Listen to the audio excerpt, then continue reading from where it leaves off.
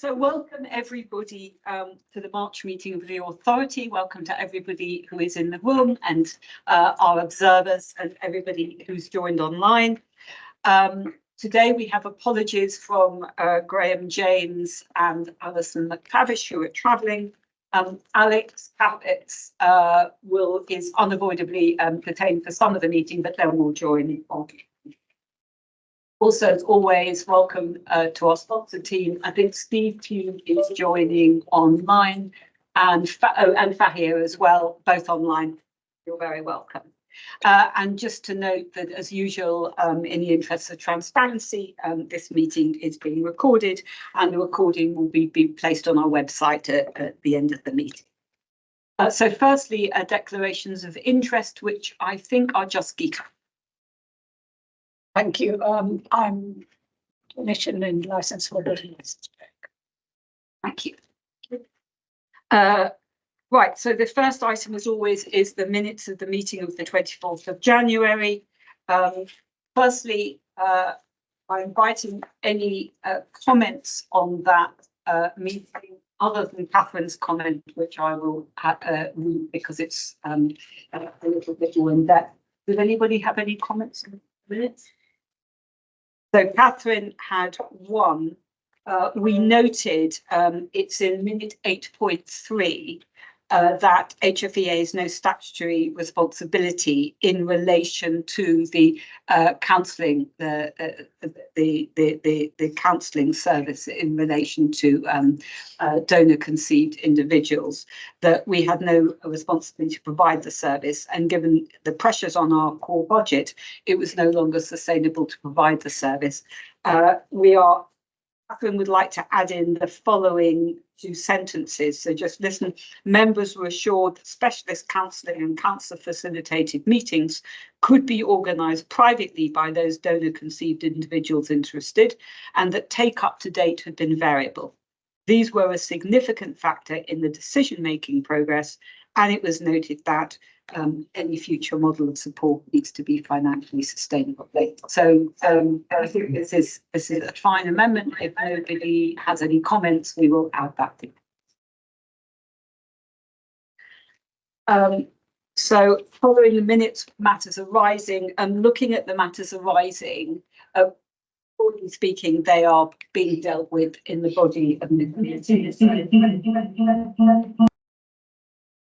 Apologies. Away. Update on action on fees, which we will be discussing later. The results of the consultation with members on letterboxing, the letterboxing service. Again, we will come back to that later. And I think that those were the only things that required some consideration. So, any comments on matters arising? Yeah, right.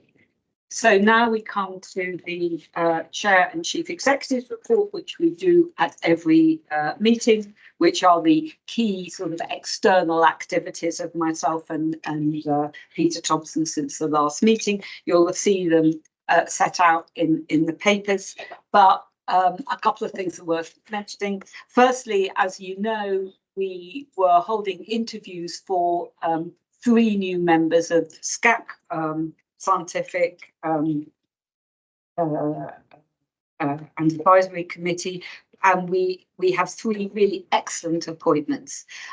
Ying Chong, who has the Chair of Reproductive Medicine at the University of Southampton, Peter Rudd-Gunn, who is a senior group leader and head of public engagement at the Babraham Institute in Cambridge, and Veronique Berman, a scientific advisor and community development manager at the charity called fertility charity Hana.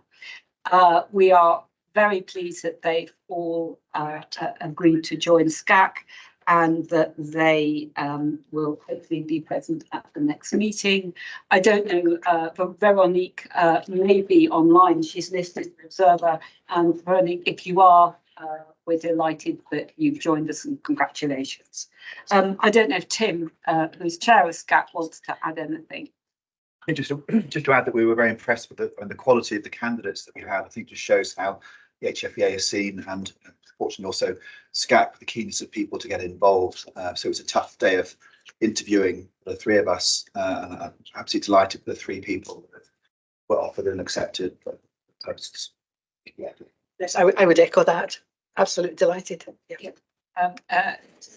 And Christine plus one external were part of the interview with myself, and I agree. I think also what's really nice with some of the unsuccessful candidates, we felt that some of them had sort of specific skills and experience that we might invite them to SCAC at some point to come and give a talk on something. So hopefully we're keeping in touch with everybody, and we're not sort of losing touch with them just because we were restricted to 3 appointments. That's great.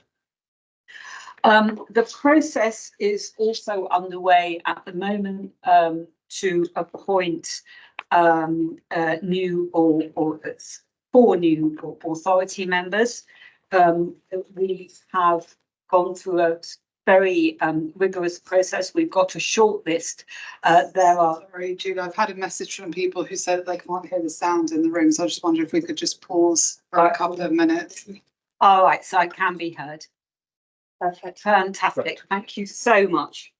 All right. Well, I tell you what, we're just gonna, I'll just briefly recap again. We've got to the Chair and Chief Executive's report, which sets out the key external activities of myself and Thompson.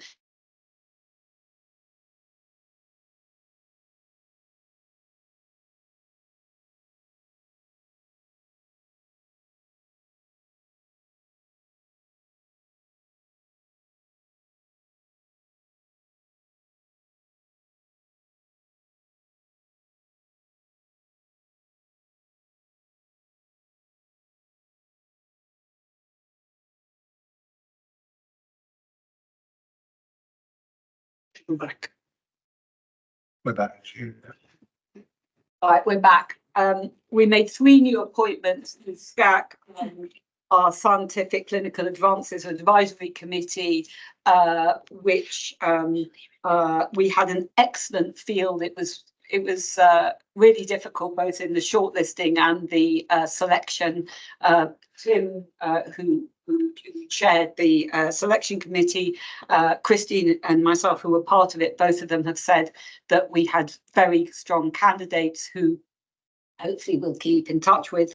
But we finally appointed Yin Chong, Chair of Reproductive Medicine at University of Southampton, Peter Rugg-Gunn, who is Senior Group Leader and Head of Public Engagement at the Babraham Institute in Cambridge, and Veronique Berman, who is Scientific Advisor and Community Development Manager at the fertility charity Hannah.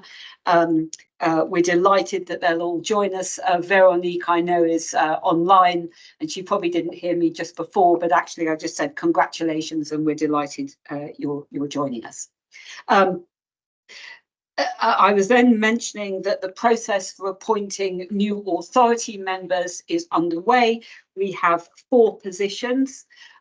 Broadly speaking, there's a position for an embryologist to take the place of Jason, who's stepped down, a position around sort of genetics and so on to look at replacing Gudrun when she sets down in July, a legal sort of law ethics position ready to take the place of Jonathan, who's will step down in July, and a new position which I think will be very welcome, and we haven't done this before. We're looking at sort of patient experience and patient voice. We've got a strong shortlist, and interviews will be taking place very shortly with the Department of Health and Social Care and myself and some external interviewers, and we're very hopeful that we will be making those appointments soon. As you know, as always, appointments are subject to ministerial and number 10 approval, so we'll have to wait for that, but we'll just keep you updated. But so that will be happening shortly. Peter. Thank you, Julia. As usual, there's a list of sort of external events in the report, and I'm very happy for anybody who asks any questions about this. But I thought it was worth just saying a little bit more about one of those. So at the end of January, I attended the new strategy launch of the Nuffield Council on Bioethics. Many of you will know the Nuffield Council. It's been around all the HFEA, and indeed Francis is on it. It does very valuable work in this field, and the new strategy is, I think, a really welcome development. At its heart is a move to, if you like, a more shorter, more policy-focused reports, which I think, given many of the public policy issues around and the sorts of things they're interested in, is welcome. And as evidence of that, I'm absolutely delighted to be able to say that we will be working with the Nuffield, it's very much a Nuffield led piece of work, on a new project they've just launched, which is going to explore the ethical and regulatory questions surrounding embryo models. There's a lot of work, as I think we've talked about before, in this field, with scientists, many of the leading scientists in the field starting to look at this sort of activity. It's currently not covered by statutory regulations. And what I think is welcome about the Nuffield's proposal is to provide a sort of interesting ethical counterpoint to the sort of practicing scientists' work. The idea is the project will report well before the end of the year. Just thinking about our own work on thinking about a new strategies 2028 and the work we've done on law reform, like, fits well with that time scale. I will, of course, keep you up to date with progress on that work as it occurs, but I think it's also a good sign that we and the Nuffield are working together on common issues. So more to follow on that. But that's all I wanted to say at this stage, but obviously I'm very happy to take any questions. I think I would also just say, I'll come to you, that this is a really interesting idea. The work is going to be really invaluable for us, but also the idea that we can partner with institutions like the Nuffield to take advantage of their expertise and join in with ours, I think can only just be a win for everybody and allow us to move, quicker in some areas than we would have done just by ourselves. Geeta. Yeah, it's really a comment. It's really good to hear that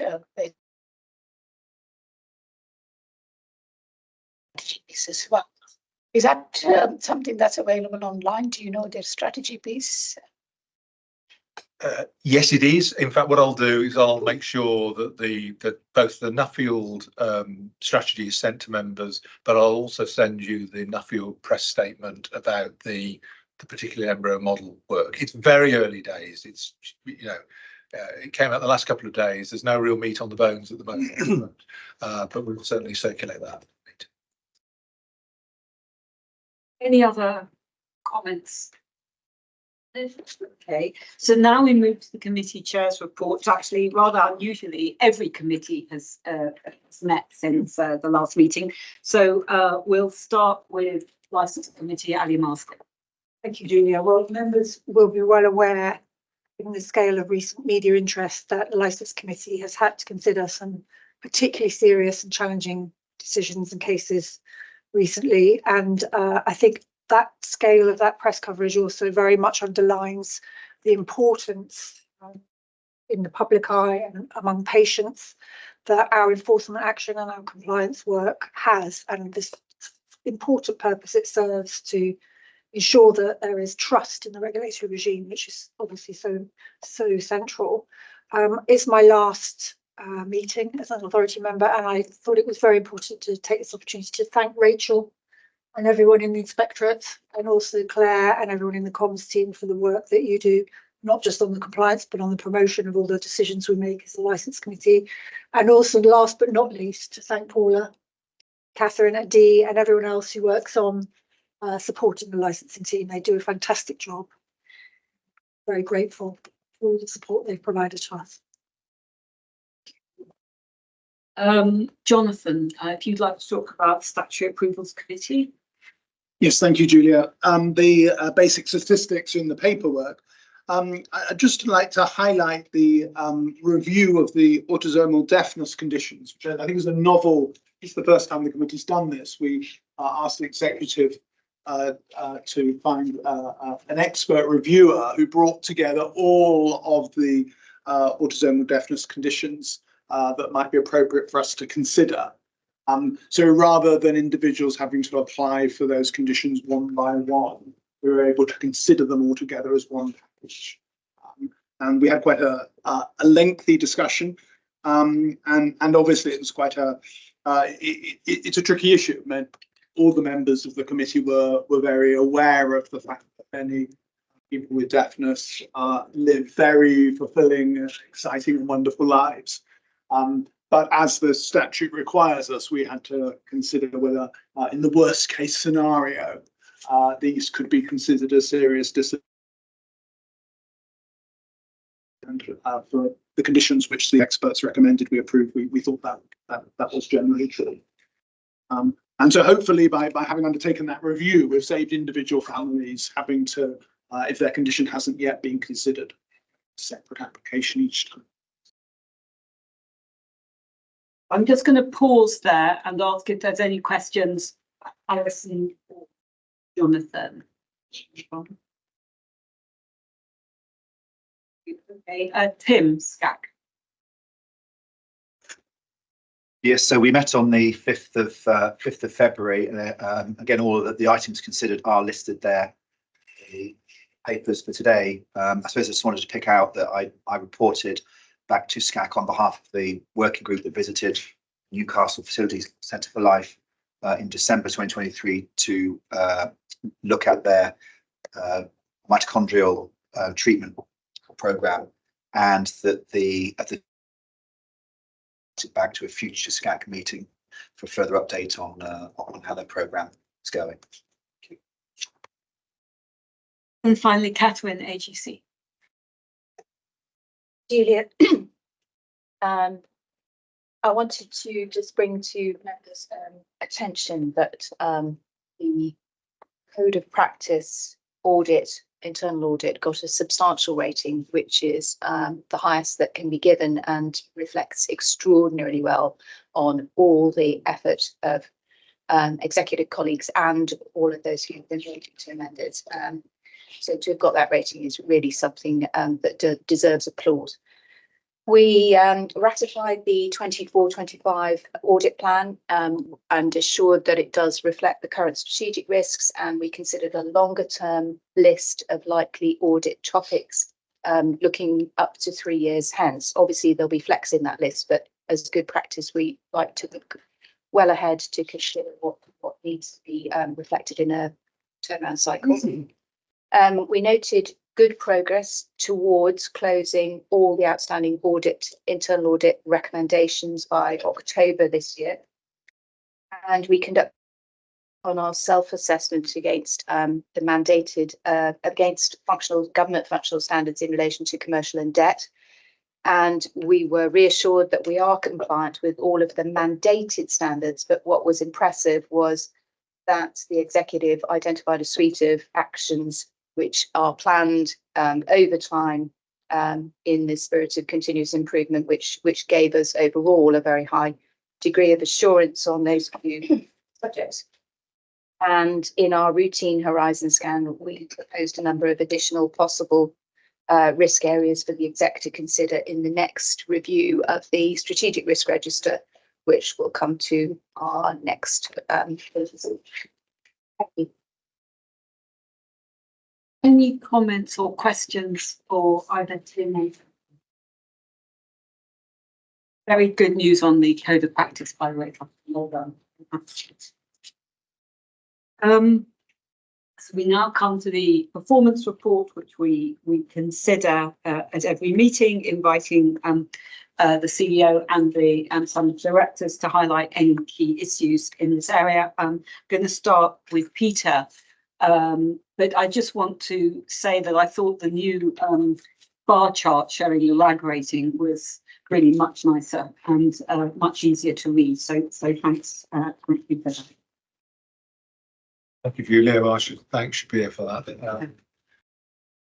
Clarity is the point of these things, so I'm glad it seems more straightforward. what I want to talk about is just a general introduction and talk a little bit about both PRISM and HR before handing over to my colleagues.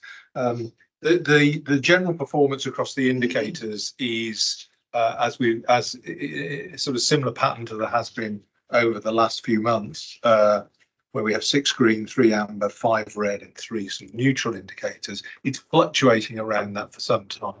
And the red indicators are, as I think we've explained before, for a series of sort of long-term issues, which we can suppose pick up.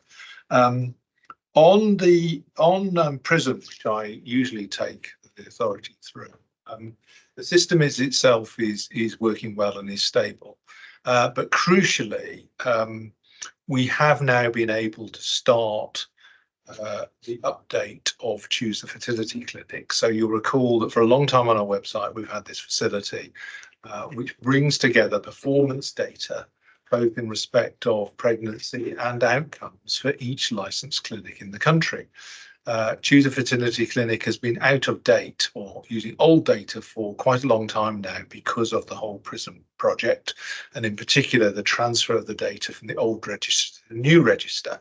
But we are now in a position where we have started what is called a verification process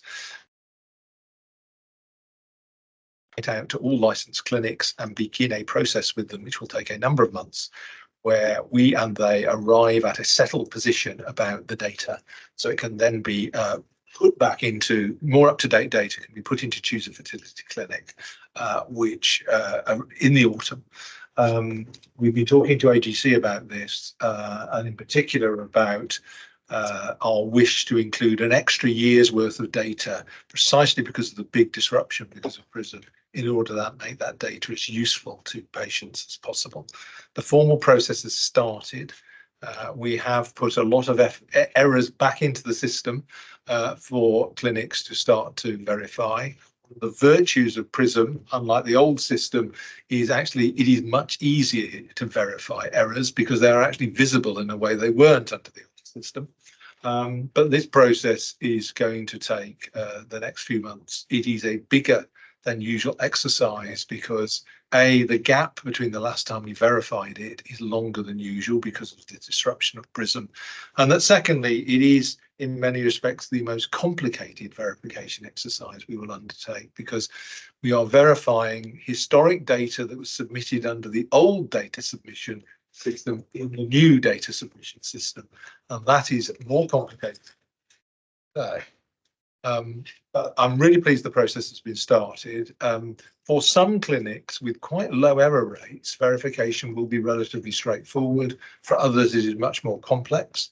We have a very detailed oversight of how this is. It's very early days, but we know how this is going with different clinics. And one of our strategies over the individual conversations with clinics, particularly those that have particular issues. Because in one sense, you know, if you're doing a good job with verifying your data, the last thing you need is lots of messages from the likes of me and Rachel telling you need all the work you need to do when you've done it already. You need to have much more focused comms about this.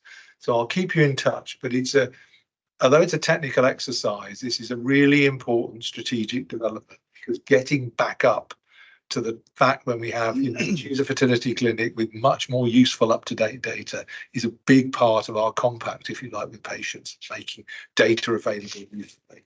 So I'll keep you in touch with that. And obviously you report regularly to AGC about how that is going. Last thing I wanted to touch on is the 2 HR KPIs, both of which have shown an uptick. On staff sickness, that we have a target rate of about 2.5%. I am currently at just over 4. That is almost entirely explained by a few instances of long sick, which in a small organisation of this kind have a very distorting effect on the figures. They are quite distinct issues, and as it said in the notes there, if you strip out the long-term sick, then our underlying sickness rate is 0.5%, which, as we're sort of coming out of winter, is, I think, you know, in an indicator actually of a generally healthy organisation. Turnover, we like to keep in a band between 5 and 15%. It's nudging up again. That's highly predictable in the sense of it is just the follow through of certain levers. We had a couple of levers lately which took it up again, but there is no information I have to hand which suggests that that trajectory is going to continue upwards. But like all small organisations, we are living with a turnover rate which is a little higher than we would wish. I think that's largely due to the fact that A, we're small, B, opportunities are still relatively limited. Cycle of public sector pay and the like always means that turnover is a little higher than we want. But when I look at other organisations, similar organisations, there are many with a higher turnover rate, so I draw some comfort from that. I hope that's helpful. Before I hand over to colleagues, anyone's got any questions on any of that, very happy to take them.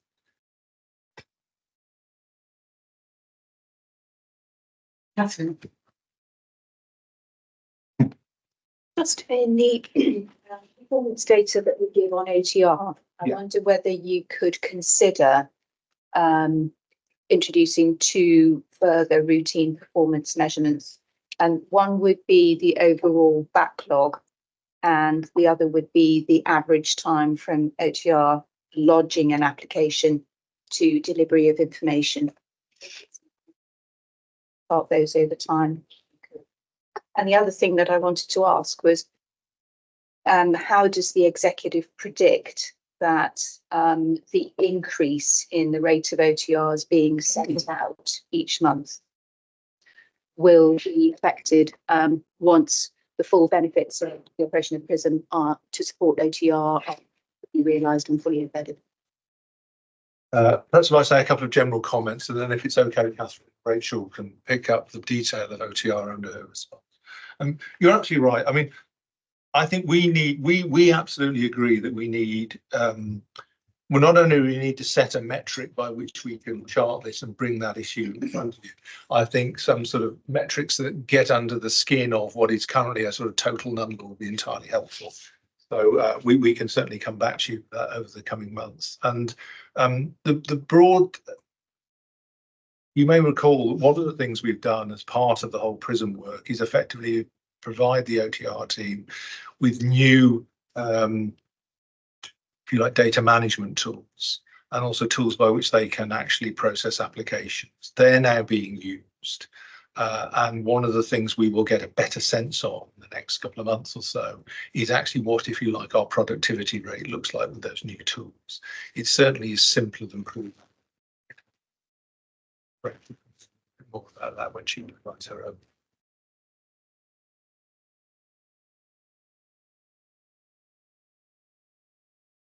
Rachel.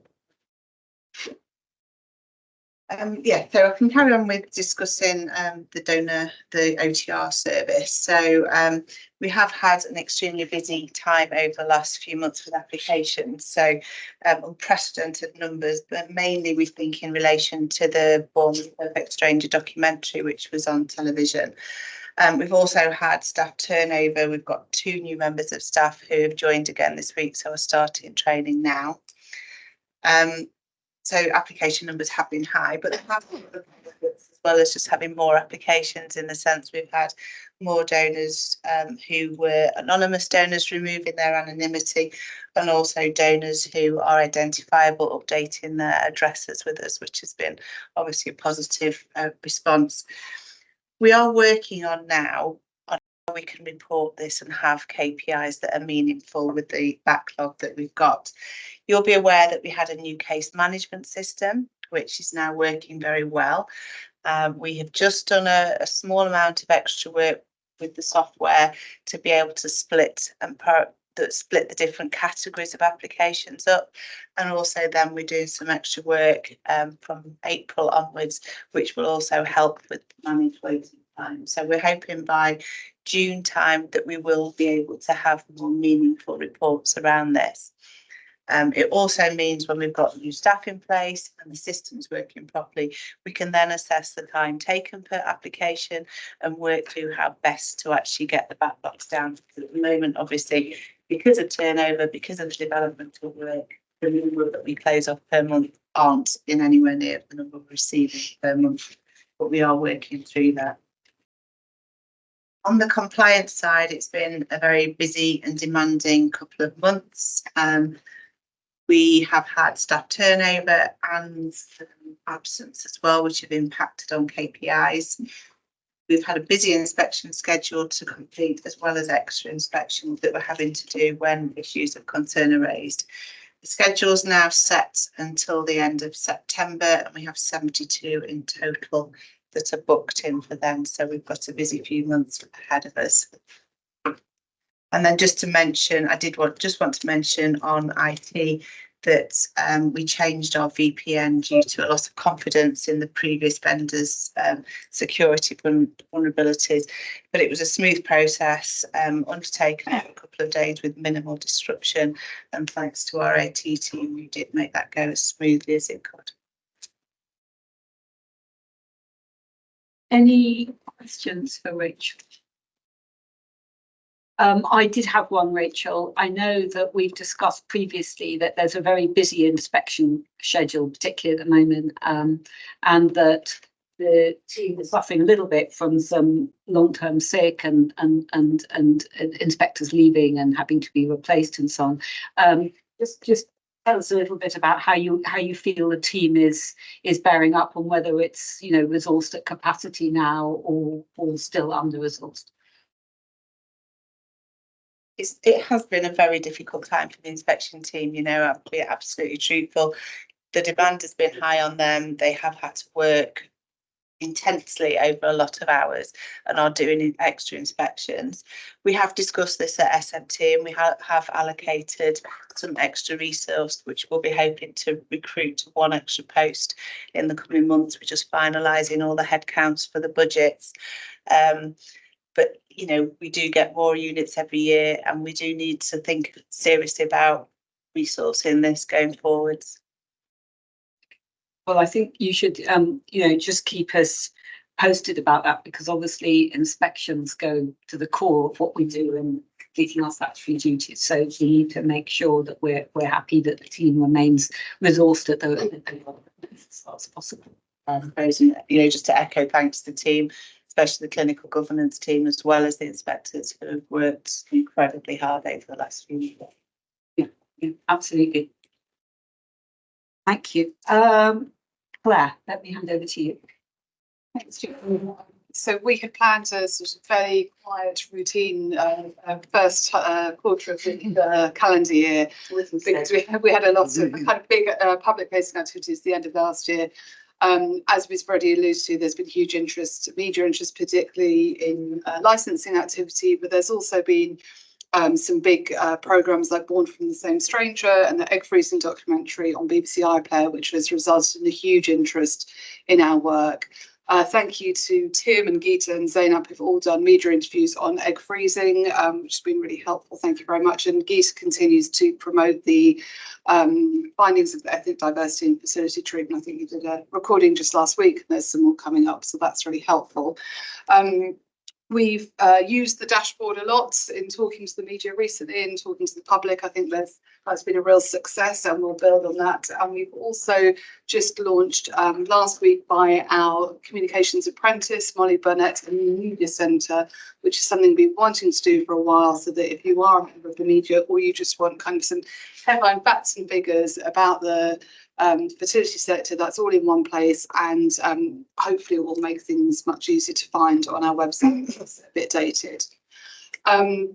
As Rachel said, the busy inspection team then has a knock-on effect on the licensing team, particularly with the executive licensing panel, who we often have quite I'd say brief meetings that can be, you know, short as sort of 30 or 40 minutes, but as more and more goes on that agenda, we're looking to much longer meetings, which obviously has a knock-on effect on other staff and clearance of both papers and minutes. So I think everyone's working really hard to make sure that all the licenses are going through in a very timely manner, and so far that's working really well, down to a lot of hard work. We are planning for the new business year, particularly in looking what a new work stream on artificial intelligence will look like. So that will be working within our scientific policy team and with our scientific advisory, advanced advisory committee to look first at scoping exercises, what kind of does AI in the fertility sector mean. We also want to do some work with our patient engagement forum to hear from patients about their kind of hopes and wishes, and also any concerns or issues they might have about the use of AI in the sector. Doing some further work looking at how we can develop the dashboard more, firstly with internally and perhaps making them useful for inspectors. And we're also continuing two particular aspects of the law report that I think I've mentioned previously. And we're looking towards the reports for next year from our research and intelligence team. The first one, which will be an updated fertility trends report, which will be published likely in June. And then we'll be looking to start the work on our next patient survey, which is something we do every 3 years. And that's the opportunity for us to have a snapshot from patients on their view of care and services, which is really helpful. Just for interest, I attended an Institute for Regulation annual conference last week, or the week before, which is a really good opportunity to hear from other regulators who are all facing similar issues we are. So that's sort of comforting and worrying at the same perspective. But some really interesting learning, for example, about how some regulators are using AI to deal with what we would call inspector clinic queries, or also patient queries, and how, you know, if we had time and resources, that might be something we might want to look at in the future, and also the use of data. And lastly, for me, we're planning for our next professional and patient stakeholder meetings, which will take place at the end of April, beginning of. Any questions for Claire? No? Okay, thank you. Right, now, as members know, 2023 last year was a key year for OTR. It was the year that the first. Oh, Tom, I'm so sorry. It's because I never want to discuss the figures, right? I'm so sorry. I'm so sorry. Wow. So the Good news. well, the HFEA's financial position for 23-24 is remaining pretty steady. There's not been much change since we last reported in January. We're looking at the end of February, sorry, the end of January, an overspend of around £140,000. The end of January, that's come down. I think it's now looking more around £90,000. Overspend. We have a good exchange of information with the department still. They're aware of the situation. They've not asked us to undertake any particular action. So I think that they're comfortable more or less with the position that we're in at the moment. I think as we come towards the end of the year and we go through year-end close and audit, there's probably going to be some more changes and things like that. So it might move around a little bit more, but at the moment we're comfortable with where it is. For 24-25, we've now sent the letter out to the sector informing them of the fee increase that was agreed by the authority back in November. That's an increase to £100 for IVF and £40 for DI. As you remember, we also included an additional bid to improve Epicenter, our licensing and inspection management system. That bid is still with the department. And we still haven't heard back from them yet whether the answer is yes or no. They're hoping to give us an answer by the end of March. As we discussed last time, I think our plan B, should the department say no, is that we will probably need to look at increasing fees again to raise the additional income to cover the cost, because we can't spend another year without investing in improving Epicenter.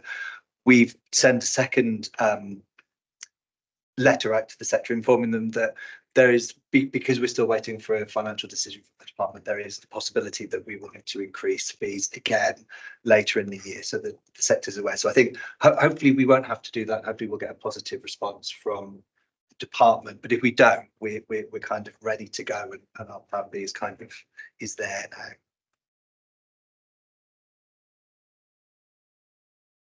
Thank you. Any questions for Tom? Yes, Geeta. Thank you, Julia. Thank you, Tom. Just really on this number cycle. 23-24, there has been 10% reduction in IVF and DI. Also, what 28.6% below budget? And what's your narrative? Is it to do with the cost of living crisis and reduced funding? And what is it like in Scotland? Do we have those figures where it's well funded? I wouldn't place too much stress on the numbers at this stage because, you know, end year figures, there's usually some catch up. So whether or not the income is down by that once we get to the end of the year, I'm not sure. I agree it's quite a big catch up if that's what it is, but I suspect the numbers will increase again by the time we've done all the catching up. I don't have hard data as to why the numbers are lower. I think the speculations, the sort of are the obvious ones. They're things like, given the domination of private sector treatment more generally, I suspect cost of living pressures is a much more likely explanation than anything else. I don't off the top of my head, although we can look, Geeta, have the Scottish figures. But I would also be surprised that, so roughly, the Scottish figures are about 10% of the total. So even if Scottish figures increase a lot, you know, that 10% needs to do an awful lot of work to change the totals around. So fundamentally, the vast majority of cycles are done in England. You know as well as I, the vast majority of cycles in England are in the private sector. And given the cost of living pressures and all the rest of it, I suspect that's the most likely explanation of why the numbers are down. But as I say, by year end, I would expect these to close a little.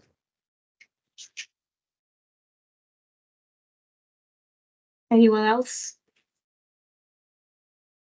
Okay, so now we come to a short item on OTR. As you know, because last year was such a key year for OTR with the first cohort of donor conceiving turning 18, it was an enormous piece of work. It also had some inherent risk, the opening the register, and we took a decision very early on in the year that this needed to be a standing item on the authority agenda so that we were up to date and we could just review the progress very regularly. We've now, I think, come to the position that you know, progress has been made. We've got plans in place, working quite well, and we were wondering now whether this is possibly the time to move OTR into the performance report, so we get an update, but rather than have a sort of a lengthy review at each meeting. So I'm just going to hand over to Claire and Rachel really to present that, and then we can make a decision on it. I'll start and then. So as Julie said, this is our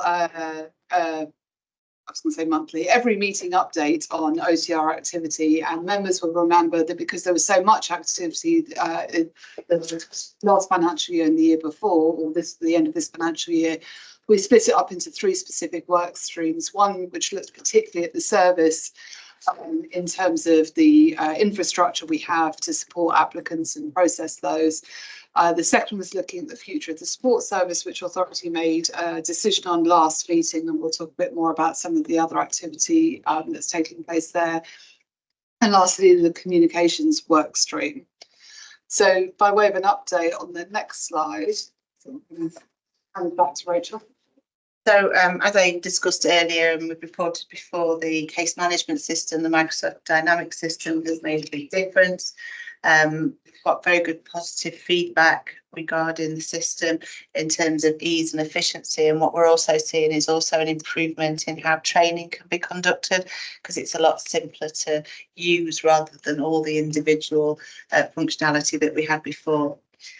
We've finished all the testing with the PRISM, the RETA reports, and are using those now. There are still probably some little tweaks that need to do over the coming months, but on the whole, we know that they are sort of working well and also helping the team to get information out to the register in a more efficient way.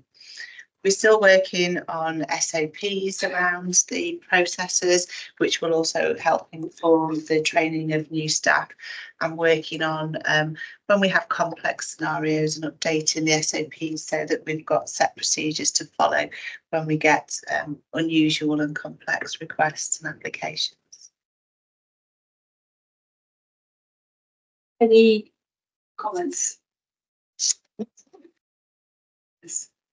Okay, so I think the sorry. So do you want me to carry on? Yeah. So obviously in January we made this decision to cease funding the support service, and we will expand the HFEA's information and signposting donor conceived people, parents and donors, and we will continue to do this through 2024. Working alongside policy team and comms to be able to make this happen. So we've got good information, working with stakeholders as well. We had the email that went around members to explain about the letterbox service, because that part of the decision was adjourned in January so that we could make a more informed decision with information. The options were circulated to members in February, and agreement was reached via email that the letterbox service should not be brought in-house, but we should provide clear information and advice to donor conceived individuals who want to make initial contact with their donors. So hopefully that information can help facilitate good contact.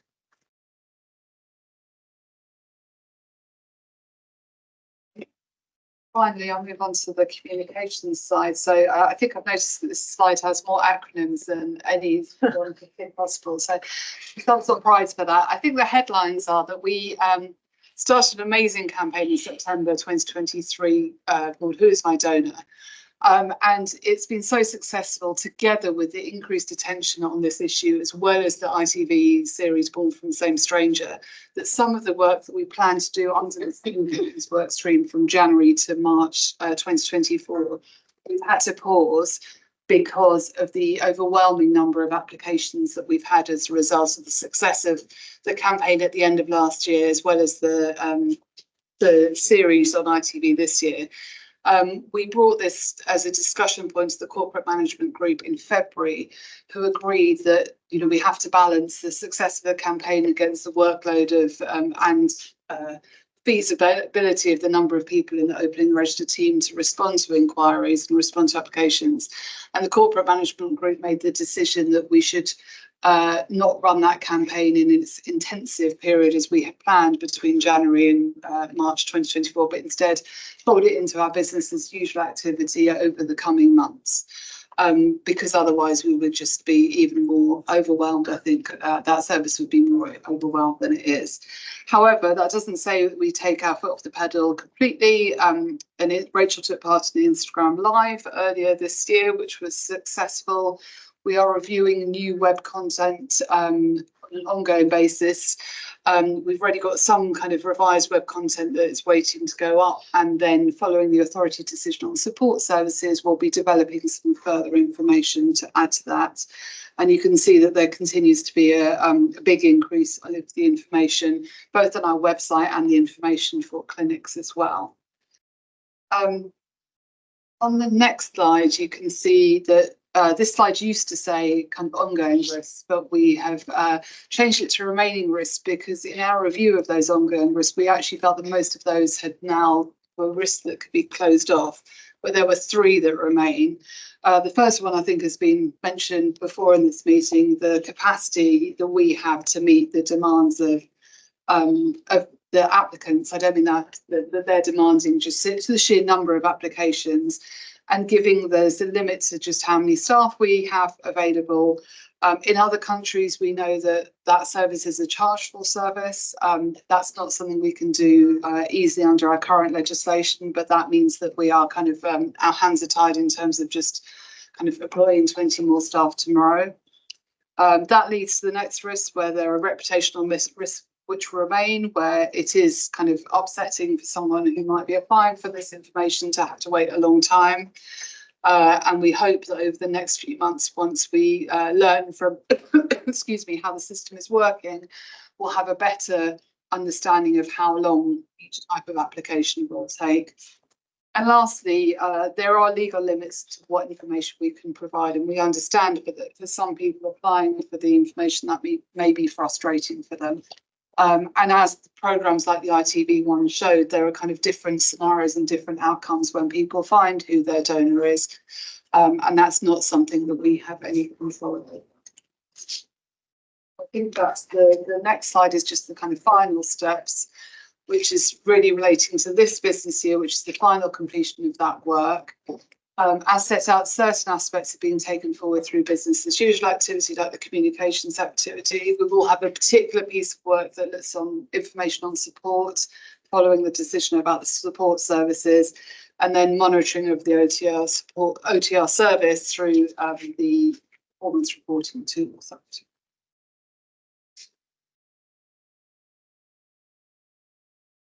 So firstly, are there any questions?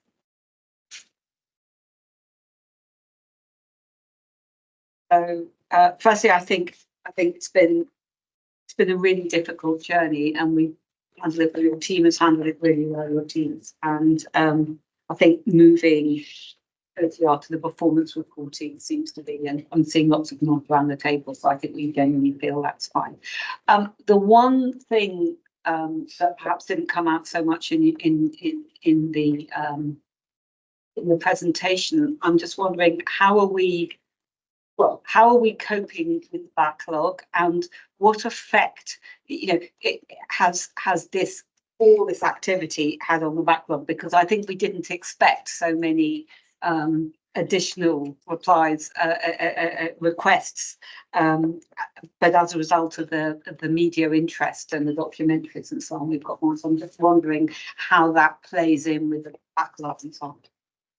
Obviously increased the backlog because we've had more applications than would have been usual in January, February and March, much more than usual. We've taken on an extra member of staff on a 12-month contract, and what we're doing now is trying to manage the backlog differently. So looking at it operationally in different streams of different types of applications. So not only looking at parents, donor conceived individuals and donors, but looking at how many times we have repeat applications and whether we can try and get more information about that, thinking what information clinics will be able to provide, maybe not everything coming from us. So we will be concentrating on that going forward from when Neil's finished the audit, so from 1st of April, looking at it more widely and how we can actually then tackle the backlog in a more efficient way, which we've not really been able to do before because we haven't had the software to be able to support that easily. Francis. So what do you mean by repeat application? So, for example, a donor might apply to us every 6 months to want an update for how many number of siblings that they've had. So it might be that we say we can't do that every 6 months, and this are the things that we need now to work through operationally to see if it will actually make a difference. The same with parents wanting to know number of siblings for their offspring. I think that's great, and it's a good step forward. And the only thing I would ask is, although we're moving OTR to performance reporting, which is fine, I think we probably do need at least a sentence around the backlog at every meeting, because that still remains an area of reputational risk to some extent. Peter. I agree with that, and I think that goes to the heart of Catherine's points. Really, this is about we need to provide you in the performance report over the next few months, if you like, some sort of data points that allow you to get greater visibility of what's actually happening. So you're absolutely right, and to assure members that we're moving away from a sort of the kind of report that just taking you through to do the nature of the change and the fact that a parallel stream seems a sensible way of doing it. What we've really got to focus on now is the day-to-day performance of the service and finding some metrics that allow you to have confidence that things are going as you want, or alternately to give you the kind of visibility to know where you want to challenge us on certain aspects of that, and that's what we'll be developing. Hopefully that's most welcome, and I think will be really helpful for the authority actually. We're scheduled a break now, but we're a little bit ahead of time. And actually, for those online who are joining us for the first time, it is a rather not a particularly packed agenda. So I think we will crack on. I've spoken to Zeynep. We're just waiting for the presenter of the next item who thought it was after the break. I don't know if we could go to the last item. Yes, we can do that. Why don't we do that? Because I don't think anybody else is.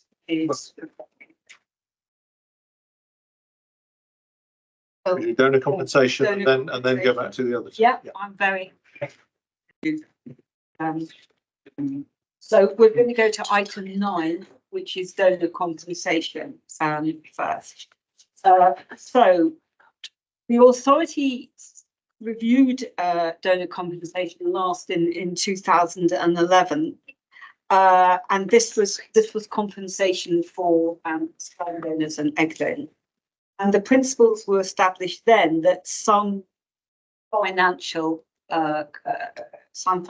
compensation, small financial compensation, was appropriate given the commitment involved, and that sort of stood the test of time. However, I think given increases in inflation, the value of that compensation has been reduced quite considerably, and I think we want to discuss and decide really whether an increase, inflation-based increase for that compensation is appropriate. So to give us some context and take us through the proposals, I'm going to ask Joanne, who is back with us after a maternity leave, and we're delighted to see you. This is your first presentation to the authority since you've come back, so it's great to have you here. And I'm handing over to you. Thanks, great to be here. Yes, so the paper before you sets out 3 recommendations in relation to donor compensation. I'll briefly outline each of the recommendations and then open the floor for discussion.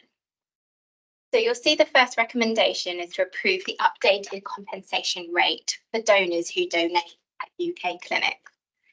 As you'd have read, the authority revised its donor compensation policy in 2011, where it agreed that sperm donors could be compensated for a maximum of £35 per clinic visit, and egg donors could receive up to a maximum of £750 per cycle of egg donation.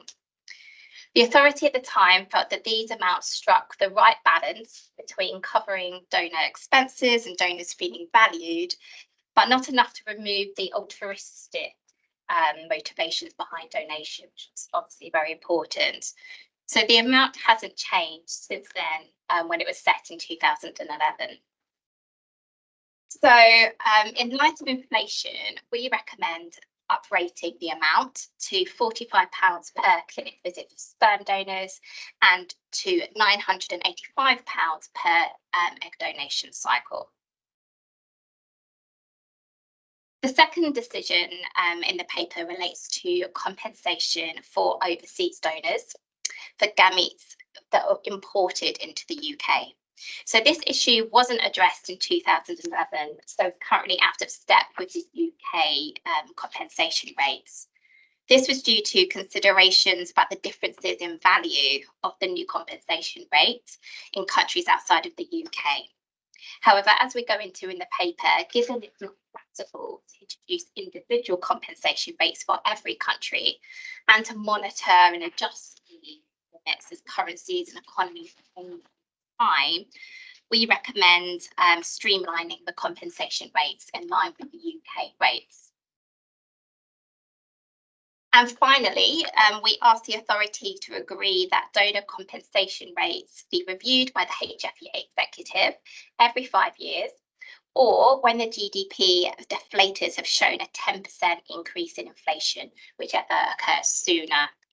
So this is so going forward, the rate remains relevant and is adjusted for the impact of inflation over time.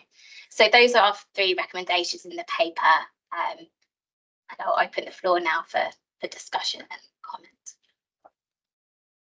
you very much, Tim. Thank you for such a clear paper. Actually, it was very helpful seeing the background to anything back 2011. First of all, I'm absolutely fully behind the suggested increase. I think that's the right way forward, and it seems a fair amount. And there's a reasoning behind it in terms of the original value that was set is obviously out of date now because of inflation. So we're not changing anything. We're just making sure that the current the new compensation potentially keeps up with inflationary rises. So I'd be personally behind that for sperm and egg donation. Likewise, bringing in line the donation happening abroad to me makes sense. It'd be possible to vary it per country abroad. So I think just across the board equality would make sense to me. I have a question about the excess expenses, which is commented on, which clinics can pay more than this amount if there are excess expenses there. But you make the point that it was actually very uncommon for whatever reason for clinics to do that. And I suspect that might be that many donors perhaps are completely unaware that this is possible. Maybe even clinics are, or some staff working clinics perhaps are unaware. And perhaps people on the executive could just confirm, well, what sort of excess expenses are we talking about? I mean, what would be the mechanism for clinics, donors and clinics to actually lawfully give more than the amount? So perhaps someone could clarify that. Yes, so that's right. They can claim excess expenses. It's set out in the Code of Practice and in the directions, kind of what the process for that. So I've got it here in front of me. So there's kind of additional kind of record keeping that's required if excess expenses are claimed for. So they must. So yeah. So where centres compensate donors with an excess amount, the centre must keep a record of the actual expenses incurred, a record of the amount reimbursed, and the receipts produced by the donor.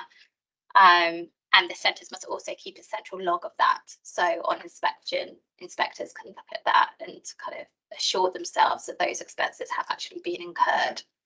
So there are kind of additional kind of record keeping requirements to ensure that, yes, the donor was actually incurred. Because I think at the time in 2011 that we thought that the compensation kind of flat rates were generally the kind of purpose it was set that would encompass, you know, the kind of losses that a donor would kind of go through. So yes, so the feedback we've got is generally they don't claim. I'm not sure what the reasons are for that. As I say, the policy is kind of outlined in the code and in the directions. Peter. Thank you. I'm quite pleased to see this paper and very clear recommendations with background. Totally support all recommendations. I think it would really help our donors and also recipients in our country. And the second recommendation about bringing the compensation rate for overseas donors in line with the book, it's also a really good one. It is long overdue. There's a lot of confusion about that. So that sorts that out. The third point about reviewing donor compensation rates every 5 years, looking at inflation and other things. Do we actually monitor what, like our European countries and all, what do they pay? At the moment, it sounds like we are in line with other countries. Do we monitor and do we see whether we are in line with them as well because of free frontier tourism and all that? Is that something we do or relevant?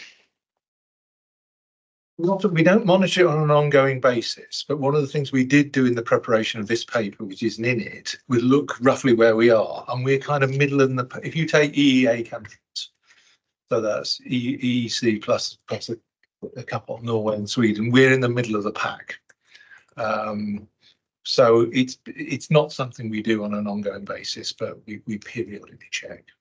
And I think in the end, it is, as is so often the case here, it is for you as the authority to take a view about what you think is right for this country, and everything flows from that position. And if people want to take a different position in Sweden or somewhere, that's for them equally. And I don't think there's, I think it's it's sensible to be cognizant of what's going on elsewhere, but in the end, it's about a sort of UK decision and a UK culture.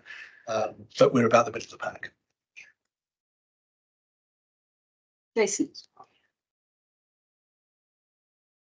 Just to echo comments from colleagues, really very much Do you want to just speak up? Oh, sorry. Echo comments from colleagues, very much welcome paper.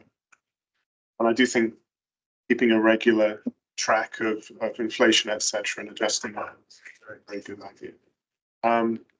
One slightly cynical comment I would make is that we have to take overseas donor suppliers' word for it on the amount of compensation they give. But I would hope that those, particularly in the EEA, are very honest. Yeah, just to follow up, kind of a piece of work that we'll do after this is kind of working at providing some guidance on kind of what we would expect clinics to do to assure themselves of that they're kind of meeting, that the donors are not exceeded beyond the compensation amounts specified in directions. So that's a piece of work that would follow this. Yeah, so it would sort of include what would be expected and it's for an inspector to look at on inspection to satisfy that we'll work together to get that right. Yeah, I think that'd be really useful for PRs particularly. Yeah, I echo the support for the recommendations, but I just urge caution around the possibility of excess expenses being covered on the basis that they're reasonable. Because certainly in the surrogacy world, what counts as a reasonable expense has, in my view, covered a pretty broad range. And so I think if you mentioned it doesn't happen often, but if we were to see that becoming a trend, it would certainly be something to be noted. On that point, there is quite detailed guidance in the code of practice, and it does say that expenses have to be reasonable. It outlines what inspectors would see, and certainly that's something that inspectors would check a donor file and look through it, and if there was something, it would be questioned, is that reasonable? Sorry, Rach, we wouldn't be checking that for surrogates. No, sorry, it was in relation not to surrogates, but to, I thought the question was donors. That it is for donors, but I'm just making a point that in the surrogacy world, that definition has been stretched from. Yeah, thank you very much again for this paper.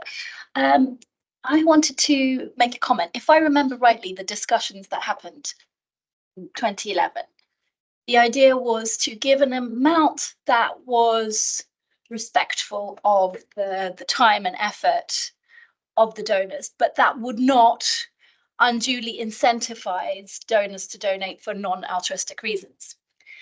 Now, it doesn't necessarily follow, just from a logical perspective, that increasing that figure with inflation at a time of cost of living crisis would mean that that equation remains the same.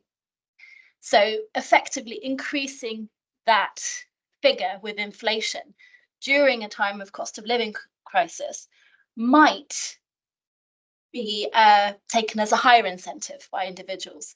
I don't know if that's a can of worms we wish to open in any way, shape or form, but I think it's definitely one worth at least noting that, has occurred to us. Secondly, I'm wondering whether that being the intention when the 2011 decisions were made, whether there's a piece of work to do to look in a little bit more detail at who have been donors in that intervening 10 odd years. There were at some point reports, I don't know, they were anecdotal or whatever, about egg donors coming into women coming into the country to act as egg donors. I don't know if it's possible for us to analyse. We had all that information in at the end of not the end of 2020, end of 2022, when we published a donation report, where we had a big breakdown of where kind of sperm and egg donors coming from. And from memory, almost all egg donation is UK based. Sperm donation is about 50% from UK donors, about 50% from overseas, primarily from Denmark and the USA. But you also did analysis, I'm kind of stretching my memory here, analysis of socioeconomic basis of egg and sperm donors, and we didn't find, that doesn't make sense, but we didn't find that there was a higher proportion of donors from lower socioeconomic areas in the country, which would imply, if we had found that, that would imply that people were seeking donation as a kind of income stream. But we didn't find that. I don't remember the full details of that, but I remember at the time there was something specific about the way that the geographical areas were. I can't remember fully, but I remember at the time we were discussing what exactly those figures meant and how exactly those conclusions were reached.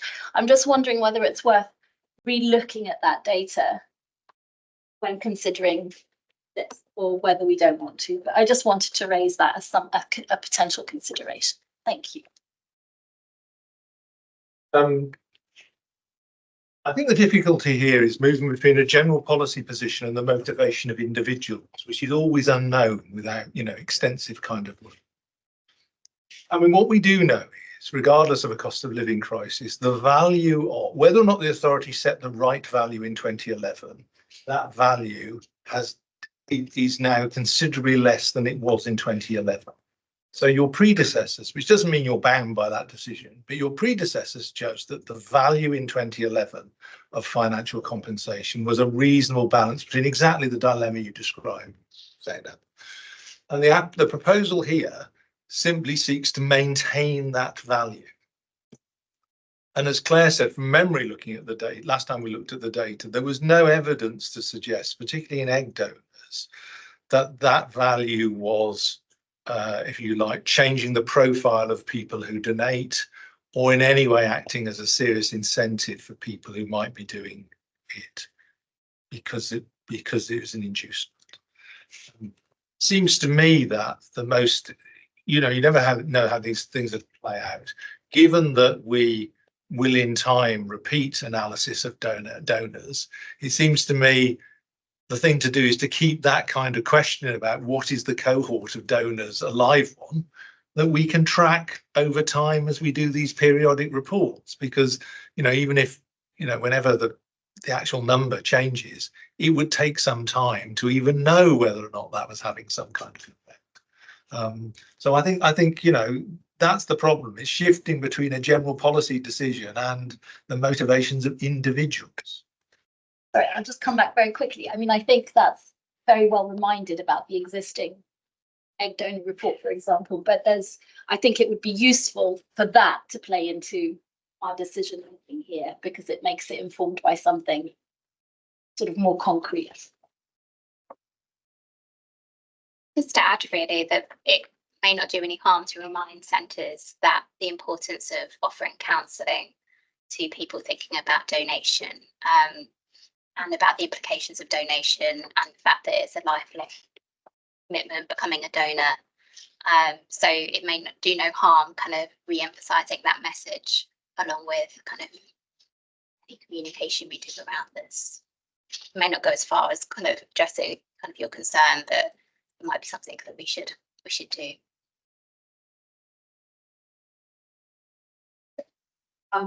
I think that's a very good point, Joanne, about reminding clinics about counselling so that donors are well informed. I mean, it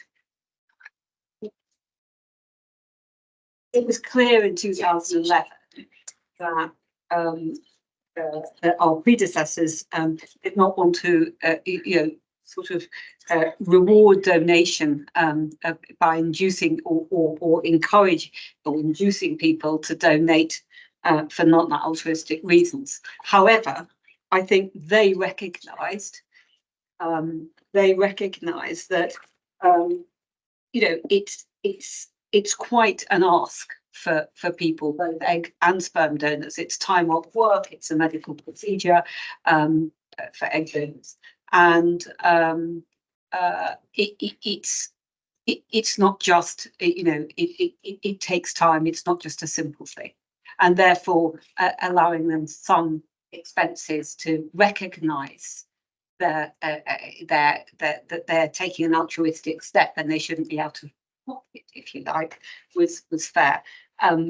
Looking at it 13 years on or whatever, I think we're still actually in that same ballpark. That, of course, you don't want to offer an inducement, but we want to recognise that this is a really important thing to do. We don't have enough donors, actually. I mean, that's also an issue. But you know, we don't at the moment. We don't want to offer an inducement, but we want to recognise that those people who do come forward shouldn't be out of pocket. And the best way, really, the only effective way of managing out of pocket is to follow inflation. So I take Zeynep's points. Good one, we with us, yeah. I take your points absolutely, but I think we do have, you know, within the 2022 report, some good evidence. I think we will look at this going forward if we approve these decisions over the next 5 years. And one of the things that I would recommend, and I think is going to happen, is to look at, you know, the number and profile of donors, you know, to keep monitoring that if we can within the UK, so that I don't know how possible that is, but just so that when we come to look at it again, we can see whether that profile's changed, because I think that's.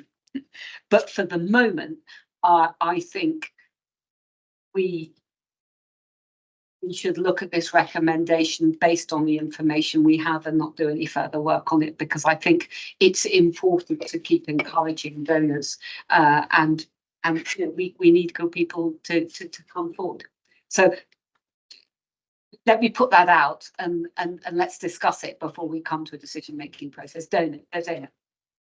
Sorry, my mind's now just, but if we are convinced or satisfied based on egg donor reports, for example, that the figure has been of no incentive to people of different socioeconomic status, and we have a donor shortage, then why would we limit ourselves to increasing it with inflation? Why wouldn't we increase it even more if we feel we're falling significantly below the incentive line?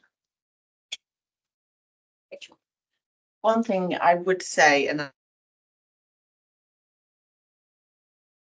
is that you put the compensation limits up, but obviously that is passed on to patients for the cost of their recipients' gametes as well. So I think there is a balance.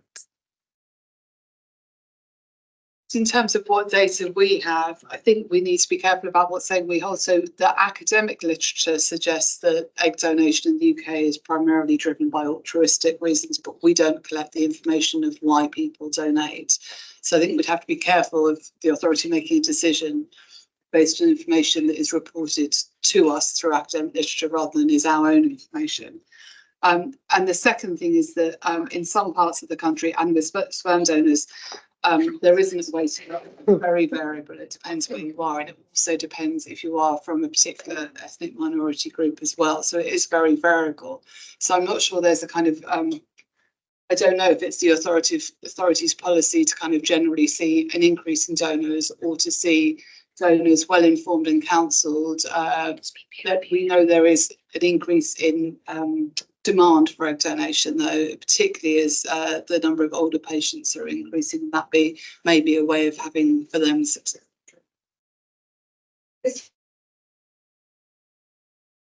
I just wonder, the academic literature you refer to, was it not good quality data? Why would you not? I don't want to know.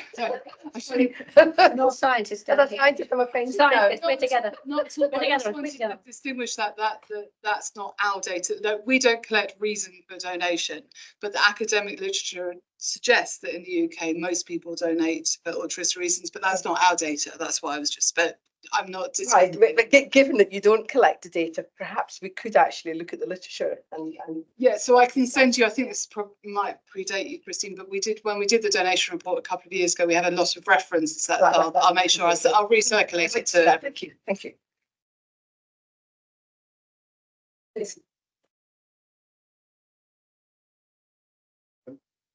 So with regard to egg donation, bearing in mind the complexity and invasiveness of the procedure, and the literature that we have available, I think it's not an unreasonable assumption to make donations are altruistic. I think with regard to sperm donation, what we forget is that the vast majority of people who walk through the door wanting to be a sperm donor are actually turned away.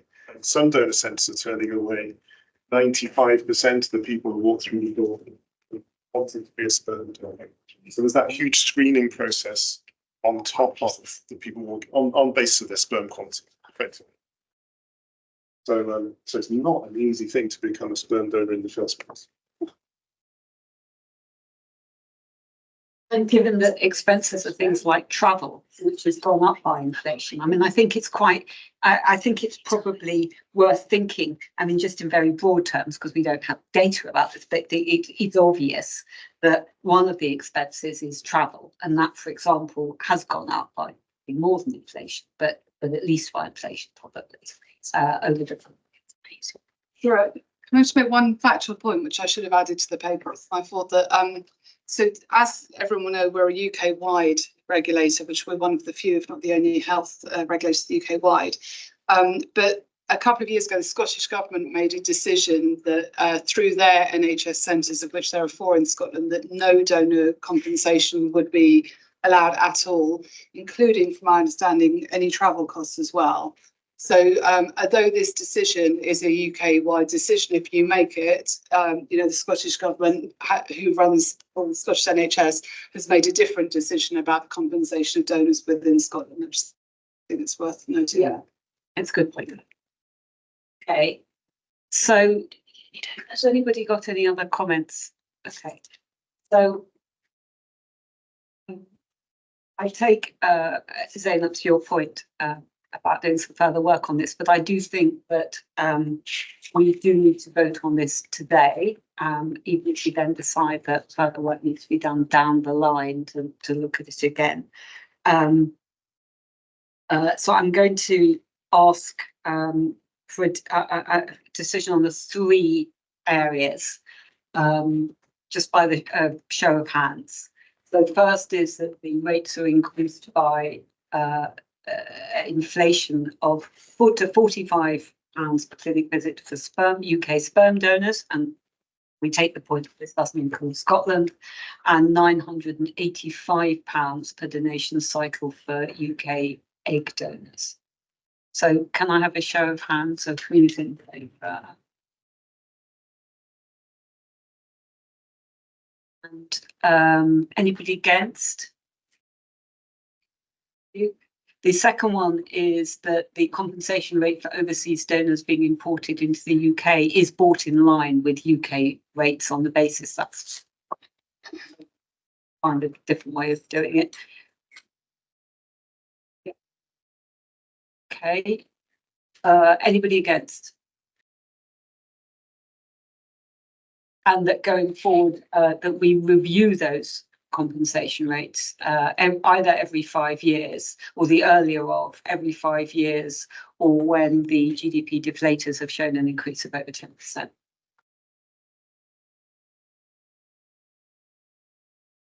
So I think, although there may have been some abstentions, that is a yes.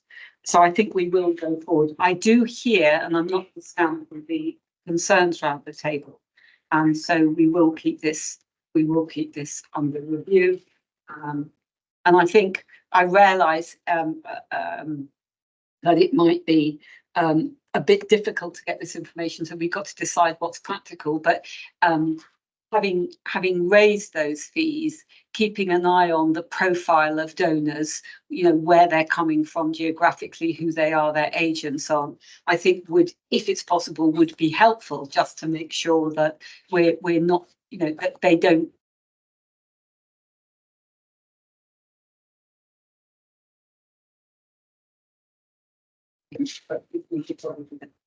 Yeah, Jan, is that possible? We don't throughout. I mean, is it possible to look at whether we can do it? I'm not saying we should do it.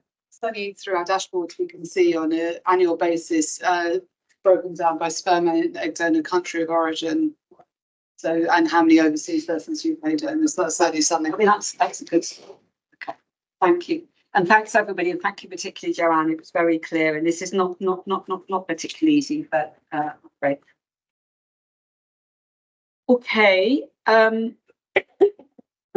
The next item also requires a decision, and this is an authorised process review. So we do have processes for authorising new technique and technologies in relation to licensed fertility treatment. It's an important regulatory tool. We've been, it's actually not been used very much. I mean, I looked at this and thought, what on earth is this, when I first saw it on the agenda, and maybe many of you feel the same way.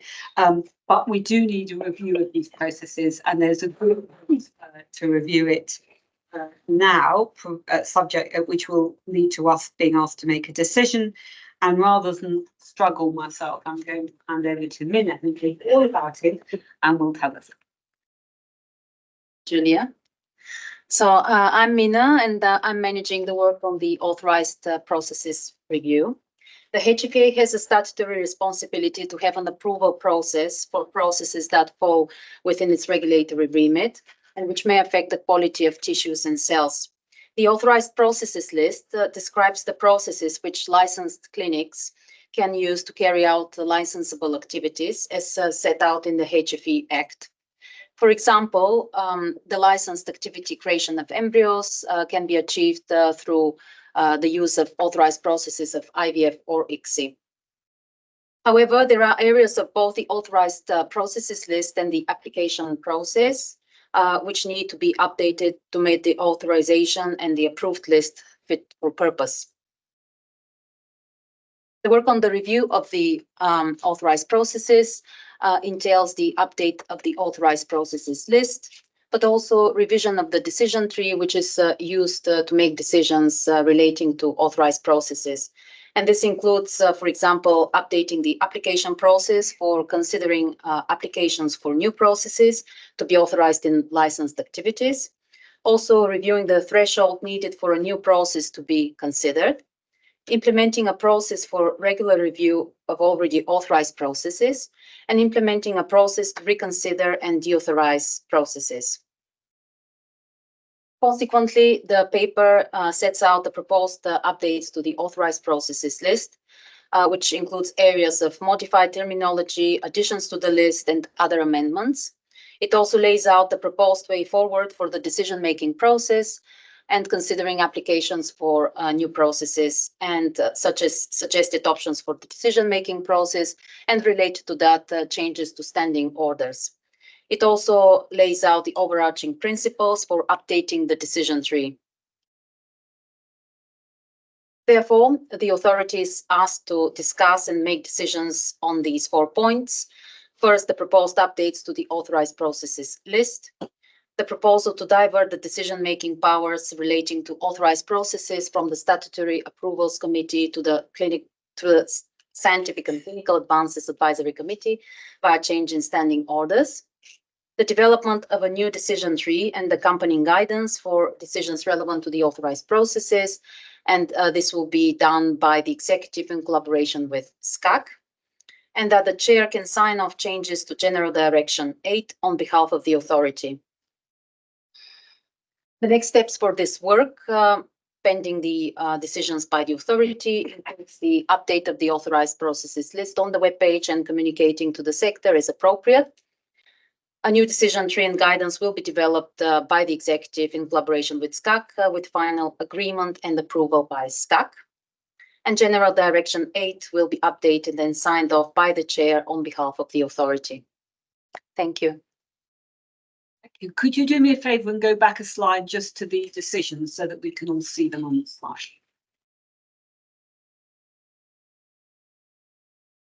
So firstly, Tim. Whilst most people probably haven't heard of this at all, it's actually very, very important. It essentially says what clinics are allowed to do. So it says what clinics are allowed to do. I think the last request for a change was a few years ago, wasn't it? So it's not a rapidly changing area, but it is essentially what clinics are allowed to do during the whole IVF treatment cycle. And the current process is complicated because it involves the 2 committees there, SAC and SCAC, both taking a view on this. And I sit on both of these committees, and certainly from a SCAC perspective, there's a lot of input from the SCAC members into an improved list of the authorised processes and improved terminology, etc. So personally, I think the paper is very clear on this, and I would be fully supportive of all of these changes there to help, just to really help the efficiency of the whole very, very important process. The last point to make, which I know is covered in the last paragraph of the paper, and I raise this because this was brought up by a SCAC member, was that if these decisions are being made by SCAC, then is SCAC still advisory, which is the second A SCAC, or should we shorten the acronym further? I know the executive took a view that there was no need to change it, but you need to feed that back to SCAC with double A. Catherine. I just wanted to raise a governance question, which may well be theoretical, but I'm interested in exploring it. And it's where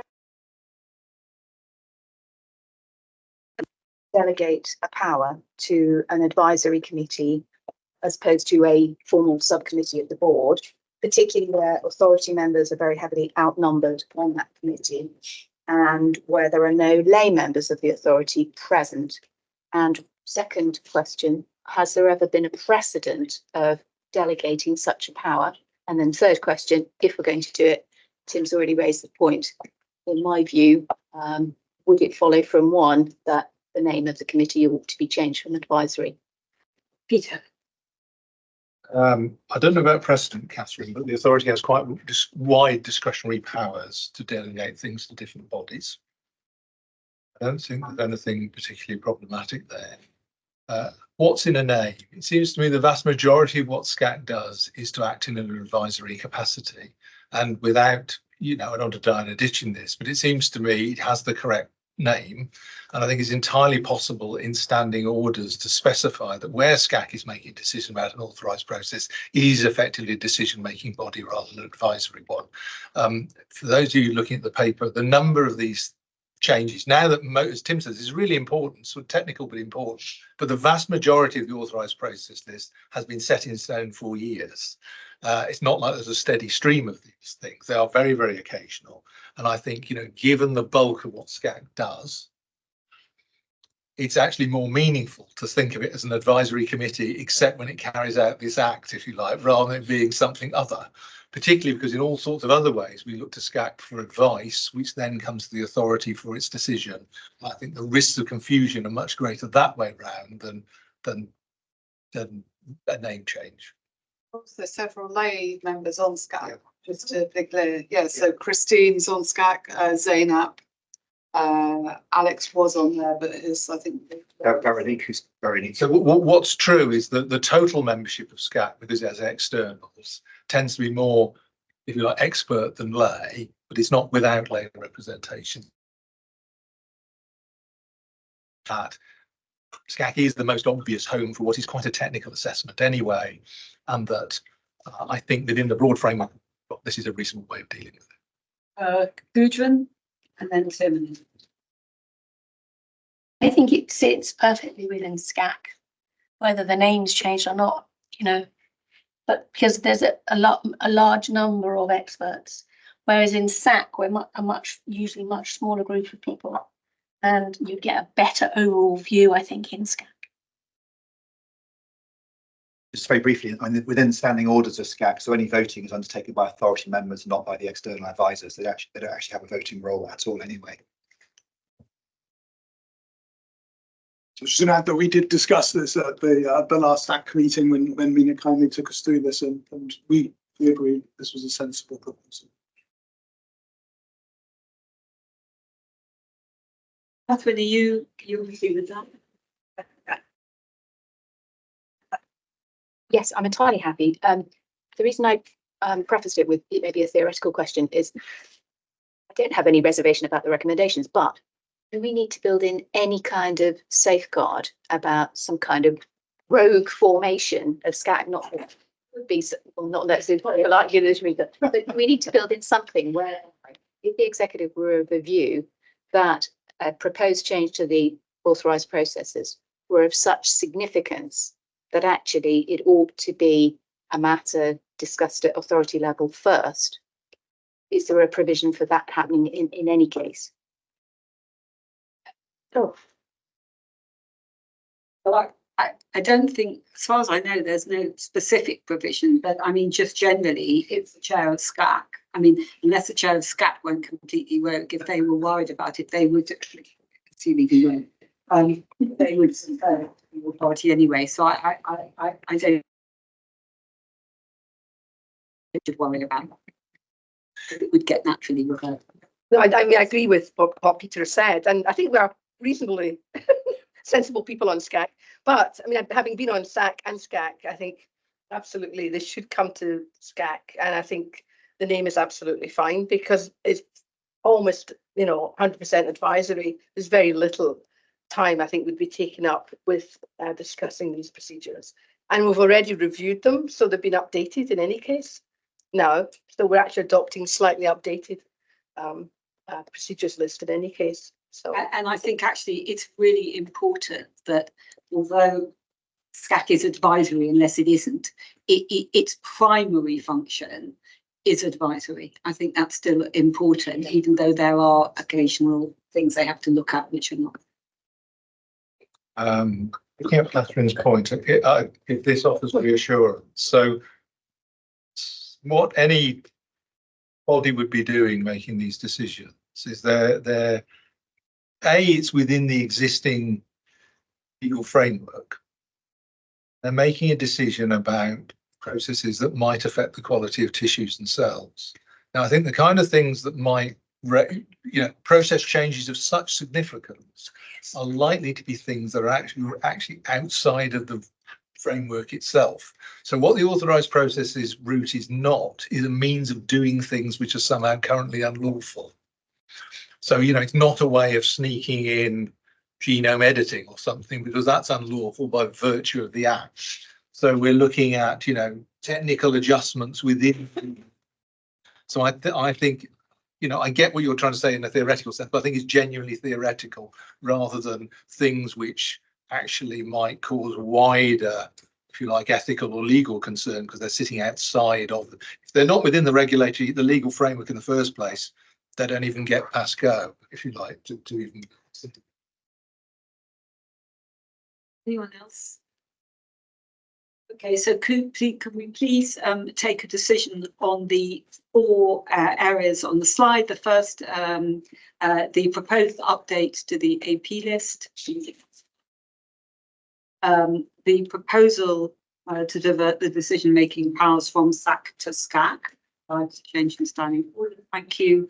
The development of a new decision tree and guidance. Thank you. And that the chair can sign off to changes to general direction to the.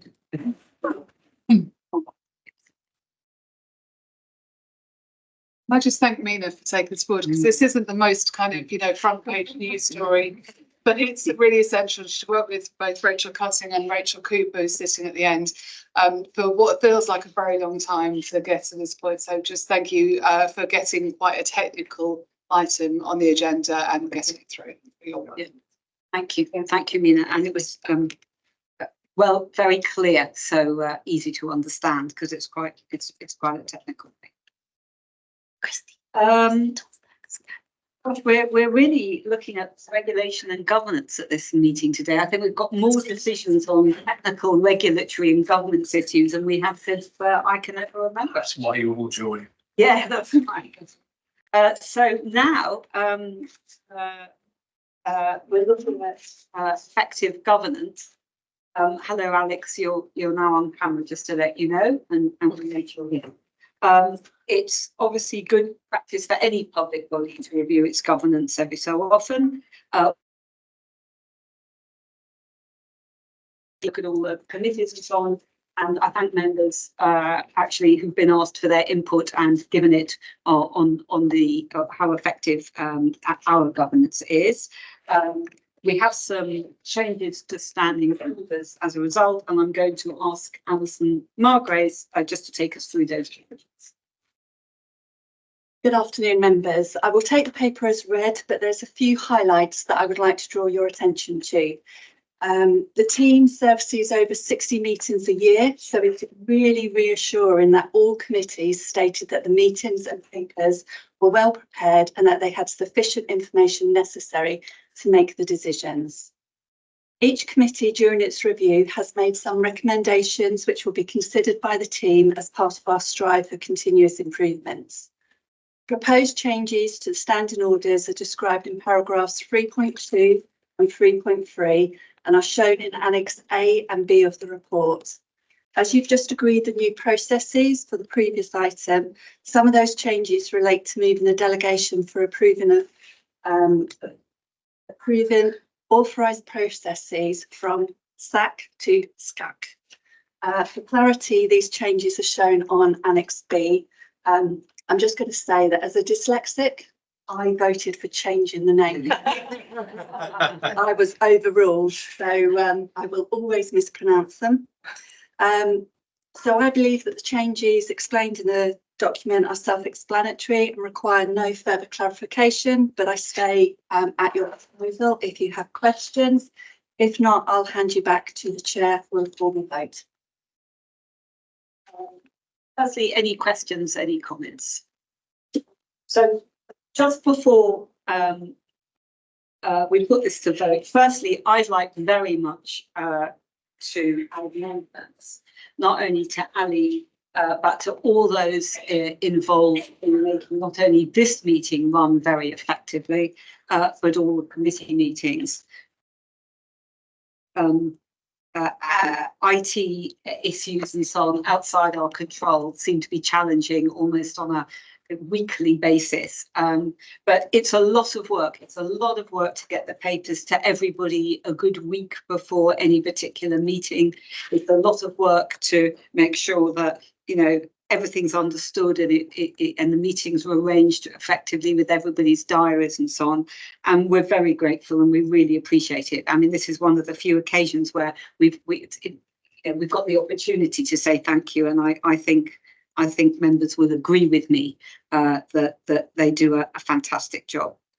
I also just wanted to mention, because this is a good opportunity to do this, I think, that given that we, over the next few months, sadly, will be losing 4 members, but looking forward to having new members join, we will have to look at and are already looking at, you know, the composition of our committees, because unlike some other public bodies, we have very effective but hard-working committees who have to meet regularly to carry out statutory duties. So it's important that not only the burden is shared, but the right people are in the right places.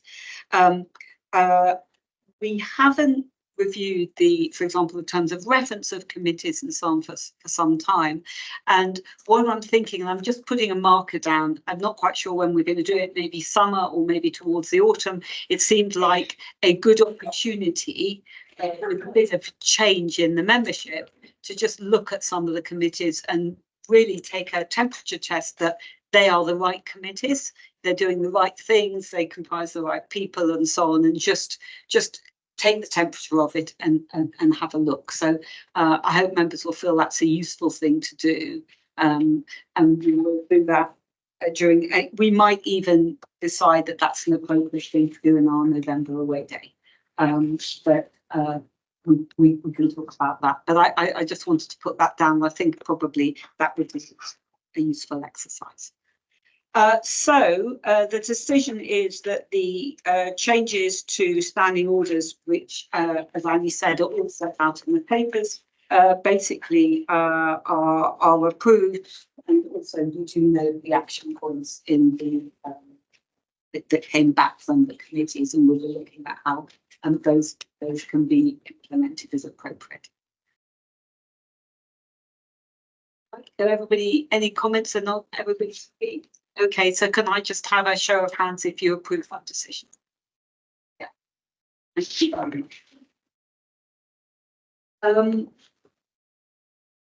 So I think we now come to any other business. As I've said before, this has been a relatively short meeting, but I think we've conducted some quite important business.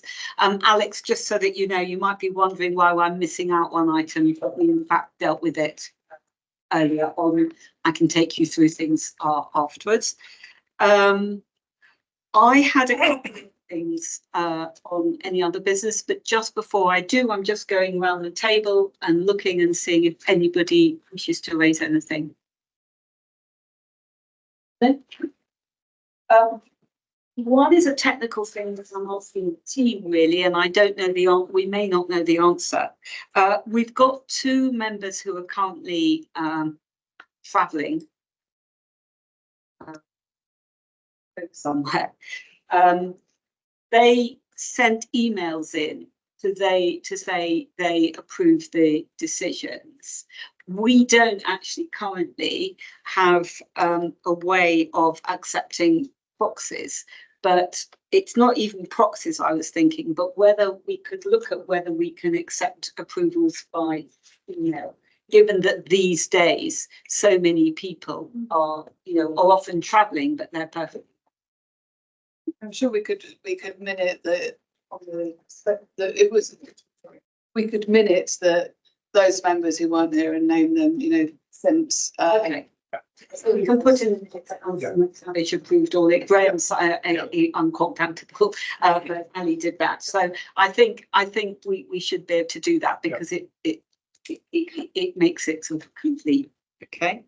That's the first thing. The second thing is just really to note in people's diaries that we're looking to possibly have an away day with a overnight stay and doing some sort of serious work on strategy and so on in November, and we will try to get you a date for that as soon as possible. It should be the date of the November meeting, which you'll have, and I can't remember. 20th, but the day before the 19th. So if you were able just to pop in your diaries the 19th and 20th, going into the 20th, that would be really helpful because I know everybody gets. So just note it now, and then we'll come back with an agenda and things later in the year. And my final point is. This is extremely sadly the last meeting of Alison Marsden, chair of the Licence Committee. Ali has been an extraordinarily hard-working and very, very useful, in a very good way, contributing member. Particularly as chair of the Licence Committee, you probably, I suspect, more than some chairs before you have had to deal with some really tricky stuff, and I know that you've dealt that with great skill and care, and we were very lucky to have you. It is entirely our loss that you're stepping down, and we just wish you all the best. We do have a little card. I'm afraid that's all we can run to, but the sentiments in it are very heartfelt, if I can put it like that. But thank you very much indeed, and we'll get so thank you everybody. I've given you 50 minutes back of your day, and we'll look forward to seeing you in June. Slightly busier agenda, so look forward to seeing you then.